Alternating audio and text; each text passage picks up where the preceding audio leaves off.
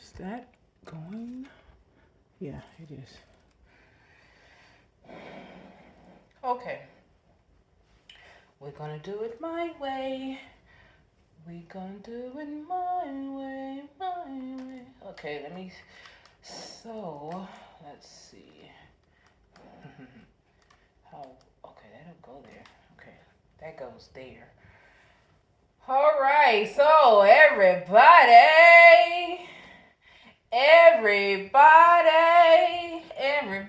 welcome to Layla's world. Yeah, you're welcome.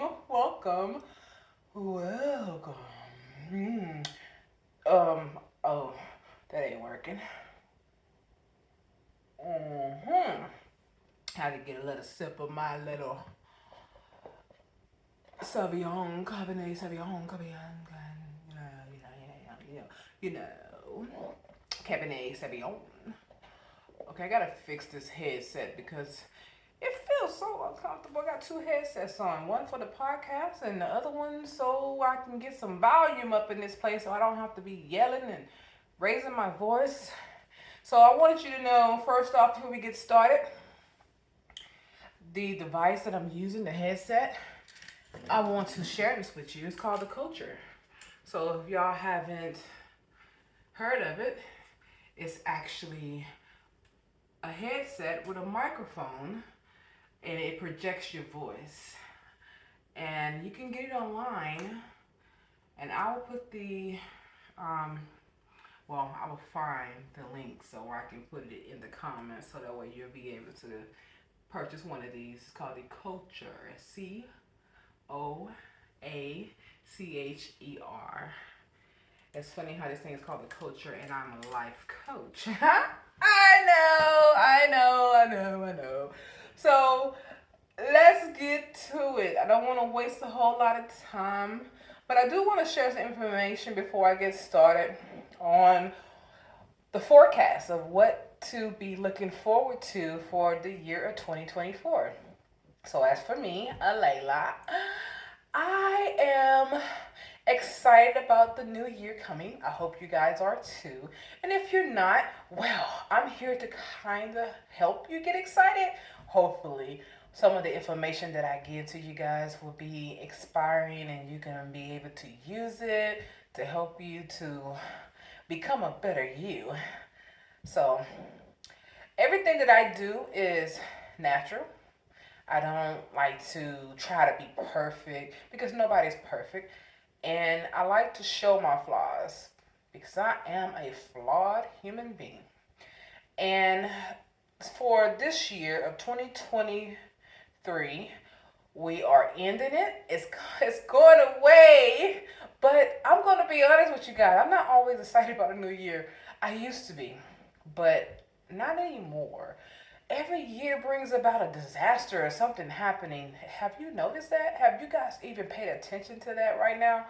How every year something crazy or tragic start happening, and it's almost like I don't want this year to end because I'm not ready for what next year gonna bring. But we cannot live in fear. We have to live our lives every single day that we're here, one day at a time. But as we continue to grow and live our lives one day at a time, we do have to realize that if we wake up tomorrow, we need to be ready for tomorrow. And I want to help guide some of you guys in two different areas. One is going to be in your relationships, all different types of relationship, whether it's romance, your romantic relationship, or family relationship, friendship, co-workers, boss, whatever. Whatever relationship you have with a human being, I am here to give you information on that. I want to give you information on that, but I also want to give you information on self-care. Those are the two things I want to focus on the most for 2024. When I talk to you guys, it's going to be about relationships and self-care. So sometimes it's going to be about one or the other, or sometimes it's going to be about both. It just depends. So stay tuned. Whenever you see me post a video, I do ask that you share it with others. I never been viral before, but I don't really try to go viral. What I want you to do is share it with somebody who you feel that needs this information, because everybody go through something sometimes, including yourself. And you never know what a person is going through. You just don't know. All you know is that when something happened, you probably could have helped that person, but it was may be too late. So just share the message. And once they get the message, they'll know if they need it or not. Okay, let's get to it. So, first off, for those of you on my podcast listening, welcome, welcome, welcome. So, as you know, the next year, that's we're gonna have more information about self care as well as relationships. And I want to help build your confidence. I want to help build your self esteem and your self love. But I also want to help you develop a personality that will attract healthy relationships to you. So if you are in a relationship with someone that, and I'm going to talk about on the romantic side right now, if you're in a relationship with somebody and that person is not feeding you the love that you require, I would put it like this: you might not be requiring it from them. They probably don't really know how to love you, but you need to know how to teach them to love you. And the best way to do that is to learn how to love yourself first. That's where the self care is going to come in at. And after you know how to love yourself properly, then you can teach others how to love you that way. And it doesn't matter if it's a relationship with same sex, opposite sex, or even if it's a relationship with your family members, because sometimes family members think that they can treat you any kind of way because y'all blood. The problem is that you grow in time. Time brings about a change, so you will grow. You will change the way you do things. You're not gonna always be the same. Well, you shouldn't. You shouldn't. If you are, then you're not growing and you're stagnant and you're perishing, and that's something that you do not want to do. So you want to make sure that you are learning every day and that you are putting yourself in a position to be ready to receive love. I want to read from my book, 365 Days of Mindfulness, Your Daily Affirmation. And I want to read day 343. And what that day entails, it says, worthy of love, I embrace healthy and fulfilling relationship with natural that is natural to my soul. So I'm going to reread it again because I did read it kind of wrong. So, worthy of love, I embrace healthy and fulfilling relationships that nourish my soul. Okay. And I'm going to elaborate on every part of this quote, and I want to teach you how to cultivate the type of love that you should be able to draw to yourself. Recognizing your worthiness of love is a powerful step towards cultivating healthy and fulfilling relationships. Here are some ways you can continue to embrace and nourish such relationships. Number 1, self-love. Cultivate a strong sense of self-love and self-compassion. When you love and care for yourself, you bring a positive energy into your relationships. I'm not going to elaborate on that. I think I said exactly what it needs to be said. Number 2, set boundaries. Clearly communicate your needs and boundaries in relationships.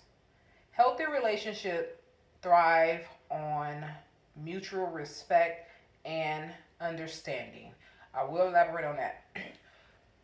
You know, a lot of people fall short in this department.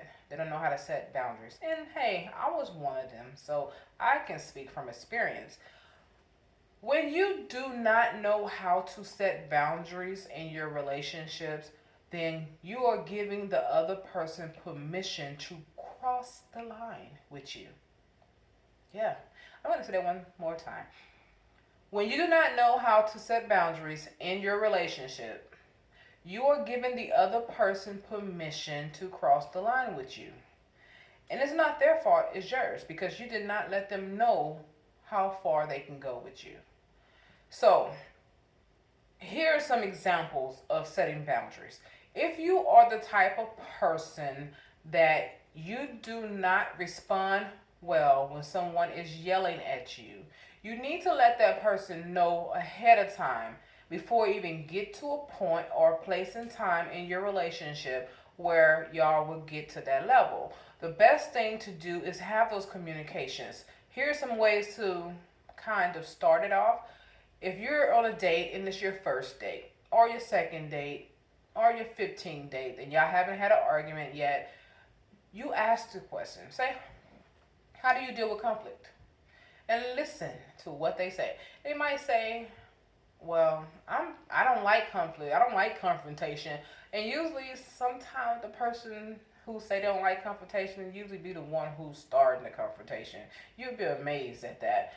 But still listen to what they have to say and let them know. That is your opening to let them know your boundaries. And you can let them know, hey, I'm going to be straightforward with you. I don't perform well. I don't do well with people yelling at me and screaming at me.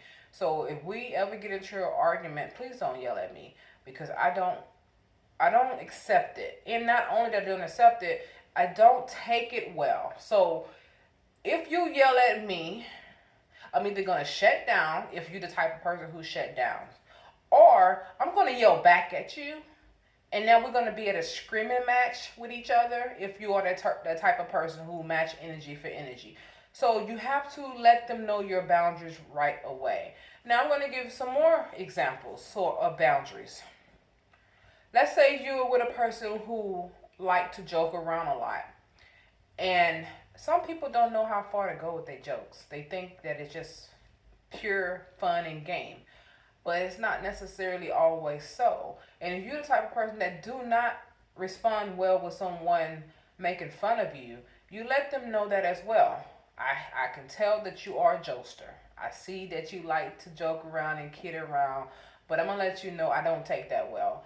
Even though you say you're playing, I don't feel it to be funny. I don't find it funny. I don't feel in my spirit that it's funny. I'm not laughing. So please do not make jokes on me in that way. Because you have some people who will make a joke, crack a joke, and in their joking manner, it seems harmless to them, but it's hurtful to you. So please set those boundaries ahead of time and keep your boundaries set. Don't take that wall down. Once you have built that wall by setting that boundary, you keep it there and leave it there. That way they will always remember how far they can go with you. Okay, number 3, effective communication. Foster open and honest communication. Share your thoughts, feelings, and concerns and encourage. Did I do this right? Wait a minute. Let me turn that page right. I'm tripping. Okay. Share your thoughts, feelings, and concern, and encourage your loved ones to do the same. Active listening is key. Active listening. A lot of people don't know how to do that. That is oh my goodness. That is like a marathon, a race that needs to be ran. Not a lot of people know how to do it. Active listening is basically shutting your mouth up, opening up your ears and your mind to hear what this person is actually saying to you, feeling the emotions if they are portraying any emotions with it, and then stating what you heard them say. And if they have not said what you said is not to be true, then you let them know this is the way I heard it. Please elaborate a little bit more so I can be clear. Active listening, okay? Also, talking over people when they talk, it's such a bad habit. And it's a hard habit to break if you are the type of person that you are waiting to respond. You don't get enough time to listen to what the person is telling you.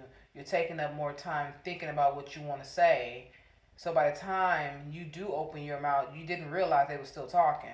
And you constantly do it over and over again. That is very rude. It is so rude. It's one of the rudest things to do. And when you cut someone off, please apologize. Say, I did not mean to cut you off. Excuse me for cutting you off. Or do you mind if I speak and say something before I lose my train of thought?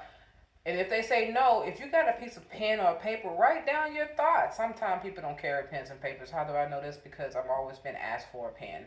But the point is that I say to you, find a way to listen to what they're saying, take it in, then respond when it's your turn to respond. Some people are long-winded, and I know some of those folks. Ooh, you be like, are you done yet? Are you done? Oh my goodness, please be done. But they got so much to say. Let them say it. Sometimes whatever it is they're saying, they might answer the question that you might want to ask them, but they answered it, so now you don't have to ask the question. Okay. Number 4, empathy. That's a big deal there. Empathy. Practice empathy by putting yourself in others' shoes. Understanding your perspective can strengthen, understanding their perspective, not yours, theirs. Their perspective can strengthen your connection and create a more supportive environment. I want to definitely talk more about this one. You know, people who have a narcissistic personality don't have empathy. They don't even know how to feel it. They don't know how to put themselves in your shoes. If you are that kind of person, you need to find out why you're like that. Why you cannot feel other people's pain. Why you cannot put yourself in other people's shoes to understand that they are human just like you. It's not fair that you feel that you should be able to have someone having empathy for you in your situation, but you don't turn the favor for them. It's a give and take. It's a give and take. You give, you take, they give, they take. It works together. And when you are in a situation, a relationship with somebody, and they're expressing themselves to you, that is one of the most rudest thing, most disrespectful thing that you could do is not try to feel empathy for them or sympathy for them. Now, empathy is when you can say that you have experienced what they have experienced. You have been through what they are going through. Sympathy is that you have not been through it, but you can imagine in your mind what that could be like. So, for example, if you are with someone who lost a loved one that they love so dearly, it could be a parent, it could be a child, or a relative. Point, it could even be a best friend, and they lost them, they passed away, or whatever. You should be able to understand that with empathy, knowing that you have lost someone too. So remember and reflect on how you felt when you lost someone that was dear to you, and understand what they're going through. And show emotions. It's okay to be vulnerable. Vulnerability helps your relationship grow. Now, if you never have lost anyone dear to you and you don't know what that's like for instance, your partner lost a parent and you still got both of your parents, okay, you cannot show empathy on that because you don't know what that's like. But you can show sympathy. You can be understanding that if that was you who had lost your parents, how would it make you feel? So that's what I'm talking about. Please understand that empathy go a very long way in your relationships. All of them across the board, okay? Quality time. Spending quality time with your loved ones, whether it's friends, family, or a romantic partner, meaningful connections often deepens when you invest time and attention. So, for some of you people out there that say that the person that you are with is needy, or they always want all your time, or you feel like they just clingy, you need to understand why they feel that way. Is it because they don't get enough of your time? You are always busy. You never have time for them, but you make time for everybody else. Yeah. One thing I can say about that is we make time for anyone that we find important to us. So, for those of you who have a person that you have been asking to spend time with you, come in your life, be with you, spend time, spend time, spend time, I need your time, and they tell you, I'm busy, I got a lot going on, I just don't have the time, they are lying to you. They have the time. They just don't want to make time for you. That's just what it is. Every human being makes time for what they are interested in. When we want money, we make time to go to work. Oh, we gonna make that bread. When we want sex, we gonna make time to find that person who gonna give it to us and spend that time with them for that moment, even if it's just to hit it and quit it. When we want to be entertained, we're gonna make time to go to that entertainment, whether it's sports events, a movie, or some people call it the picture show. It's movies to me. But or if it's just whatever it is, a concert, people make time for what they want to make time for. If they're not interested, they're just not interested. And understand that you just might not be that interesting enough to them. That's one of the reasons why I'm going to talk about my next um, podcast will be about self-confidence, how to get it. But I'm going to keep it going. So celebrate differency. Embrace the uniqueness of each person in your life. Recognize that differences that you've been different, okay, can contribute to the richness and diversity of your relationship. Everyone has something about them that is so unique and special. Each person have their own personality. That is the most common and the most valuable and the number one uniqueness about you is your personality. Some people personality are bland and dull. Then you got some who are all out there and over the top and bubbly. And then you got those who sway back and forth with their personality. They might be like, I'm a little reserved sometimes. Then I'm a little wild and out there sometimes. And they got mixed personalities, you know? That's not good to have mixed personality. I'm gonna let you know that right now because that's hard for a person to take you and understand you. It's almost like you have split personalities, different people living inside of you. You might want to go to a psychiatrist for that. But understand that your personality is who define who you are. That is what defines you. Your personality. How is their personality? I always ask that question about somebody when I talk to other people about somebody. Like someone tell me something about a person, I ask how is their personality? What is their personality like? Because I don't want to deal with people who have a narcissistic personality. I've already dealt with that before. That person is always about them, me, and me, and they mad all the time, angry all the time because things don't go their way, and they're brat. And on top of that, I don't deal with those kind of personalities. So I like people who are calm, cool, collected, laid back. They understand the purpose of life. They understand that life brings about changes and challenges and mixing all kinds of things. So they understand that things are not always going to go their way, and that's something that makes a person unique in their own way, to where you can, well, I don't know about you, but me, I can relate to them because I understand that concept about them, and I understand that concept about life. Things are not going to always go the way you want it, so you be prepared to be flexible. You know, be prepared to be flexible. 1 second, I'm going to drink some wine. Mm-hmm. That wine is good. Mm.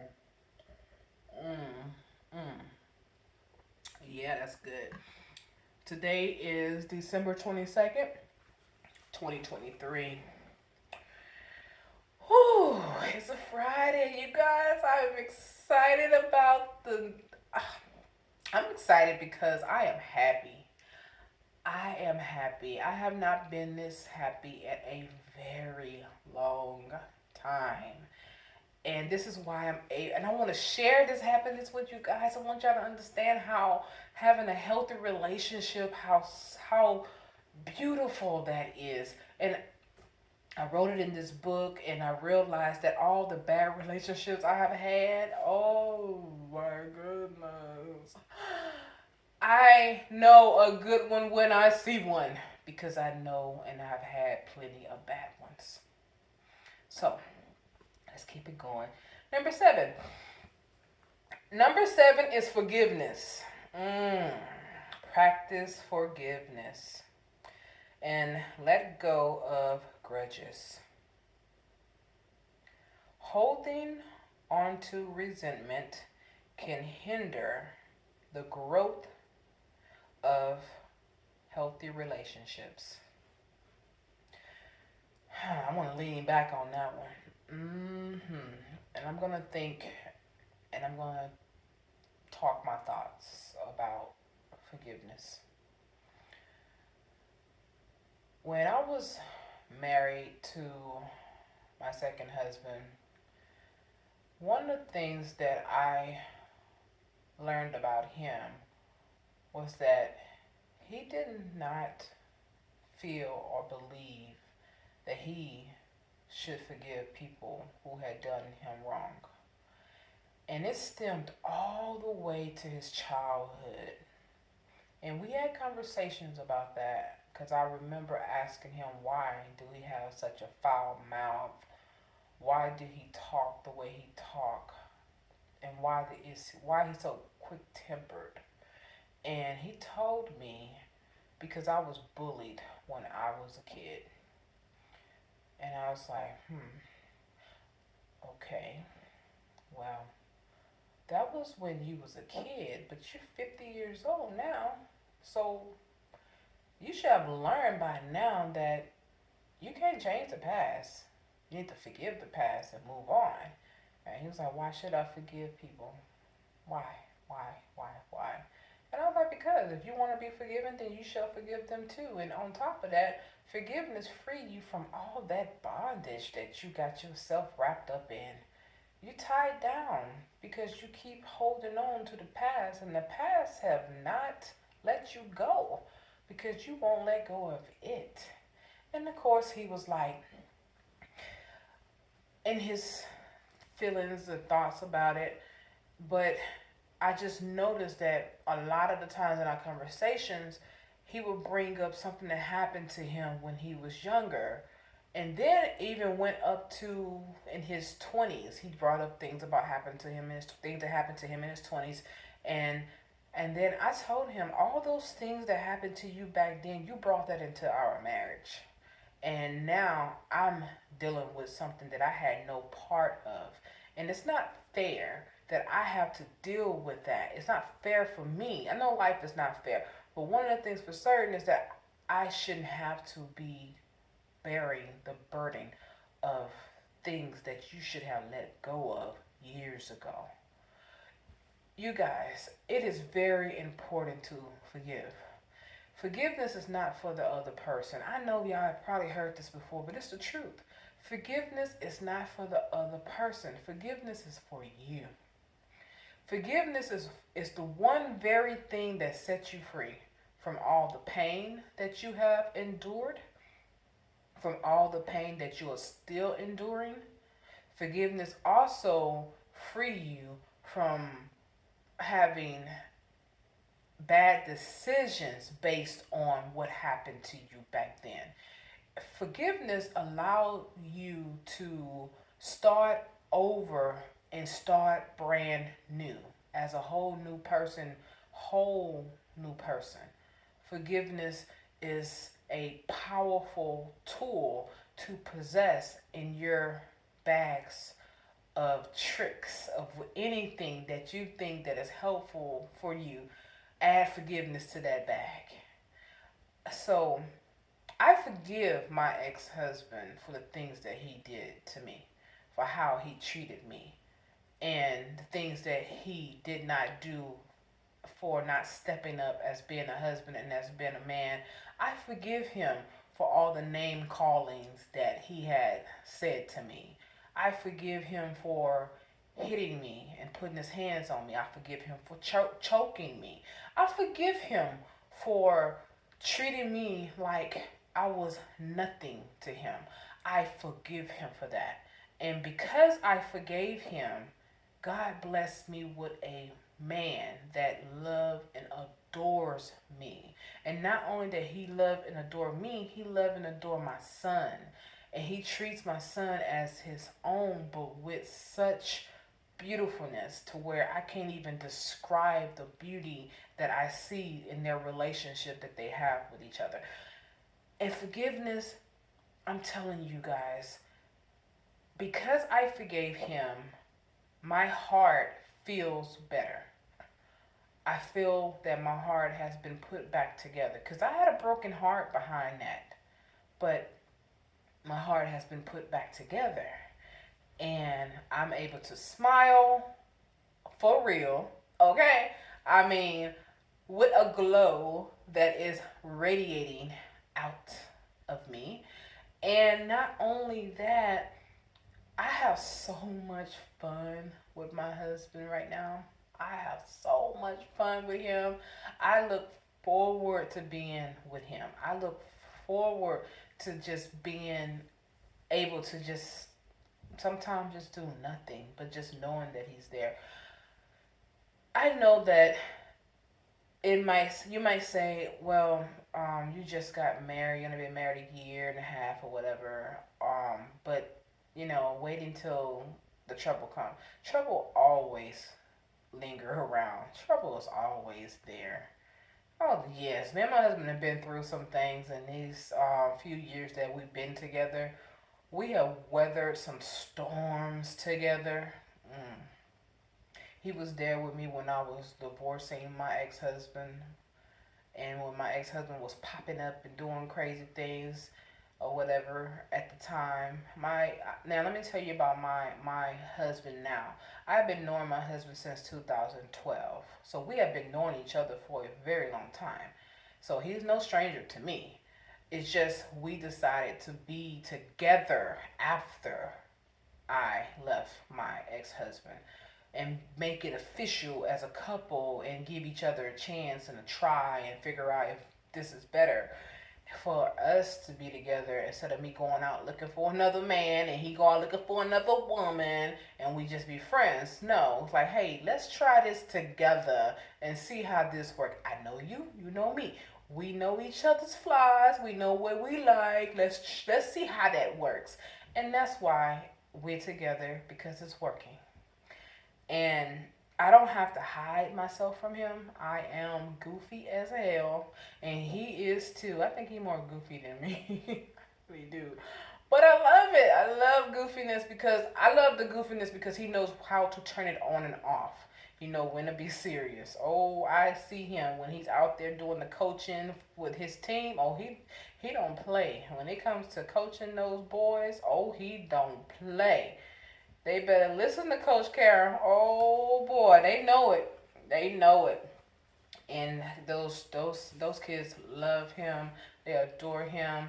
And matter of fact, we moved from Lake Charles back to Houston, and those kids still reach out to my husband saying, "I wish y'all was still coaching us," and all that stuff. And coach, if my dad paid for coaching sessions, would you still train me and all that? And I'd be like, boy, I told you. I told him when we first moved to Lake Charles that it was more than just for him to go and coach or and help his friend who was the head coach to help him out. I say it's more to it than that. You're about to leave an impact on those children, and they're gonna need what you have. They're gonna need it, and don't look at it like a job. Don't look at it like just this is just what I do. Literally take the time to mold these boys into manhood. Teach them about everything that you have in you to make it in this world, because then most of those kids are not going to go to the NBA and stuff like that. So teach them about the life that they're about to embark on. And they had such an amazing time. And I say they, I'm talking about my husband and the head coach, his friend. And they had such an amazing time teaching those boys about life. And it is what I'm talking about. So what I'm talking about here is forgiveness, forgiveness, forgiveness. Because when you forgive, you will learn how to not hold on to grudges. And also, your heart will be put back together. Won't have that broken heart. Number 8 is support each other's growth. I kind of got into that a little bit when I was talking about my husband. Encourage personal and professional growth in yourself and your loved ones. Celebrate achievements and provide support during challenges. We know that challenges and challenging times are always awakening itself around us. It's just there. And it's doing what it's supposed to do. It's supposed to be challenging, so it's going to challenge us. And when you are in a relationship with somebody, or even a friendship, like I said, family members and so forth, you see they're going through something, encourage them. Give them encouragement. Let them know that this too shall pass. Trouble don't last always, okay? It's going to be over with soon.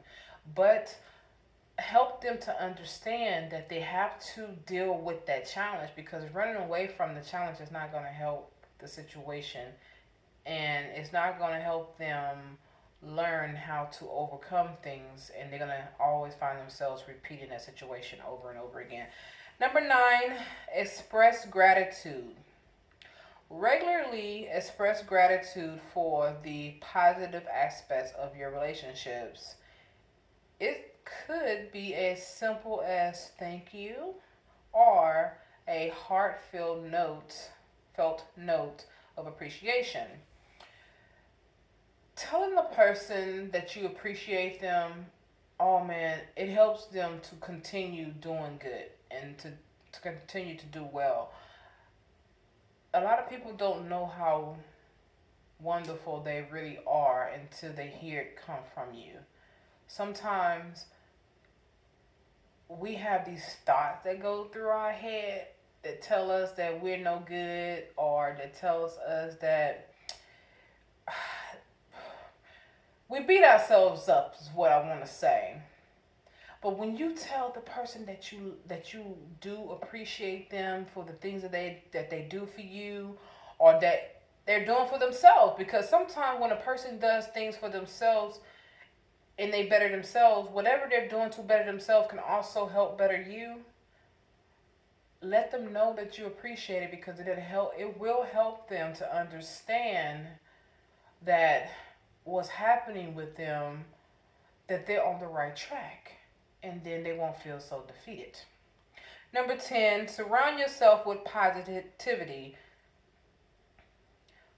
Foster a positive environment in your relationships by surrounding yourself with people who uplift and inspire you. Positiveness can be encouraging. You want to make sure that whoever you are around, that you are around someone who has a positive mindset. Being around people who are always negative, oh my goodness, that is draining. That is so draining. But not only that it's draining, remember that energy transfer to one another. So if you have negative energy and you another person have positive energy, whatever one is the most dominant is going to transfer into the other person. Most of the time, negative energy is more dominant than positive due to the fact that it's draining and it can drain all the life out of you. But positive energy can put life back in you and power you up. So you have the draining part or the positive part, which is charging you. So you got charging or draining. Which one do you feel that you want the most of? And that's the reason why you got to be careful with surrounding yourself around negative people. You want to surround yourself with positive people because it'll help constantly charge you and keep you charged. Even during the time when when you're finding yourself being drained, you have no more energy left in you, or you feel like you don't, because you usually do. You just don't know it yet. You want to be around someone who's positive so they can help boost you back up. So remember that healthy relationships start with a healthy relationship with yourself. That's number one. Always remember that. So, loving yourself is one of the things that a lot of people don't know how to do. So, you definitely want to learn how to love yourself. And we will talk about that in another video, okay? As you continue to affirm your worthiness of love and embrace these principles, you'll likely find that your relationships become more meaningful, supportive, and fulfilling. So, that is going to be it for that lesson, and I will come back with another lesson. Signing out, Layla.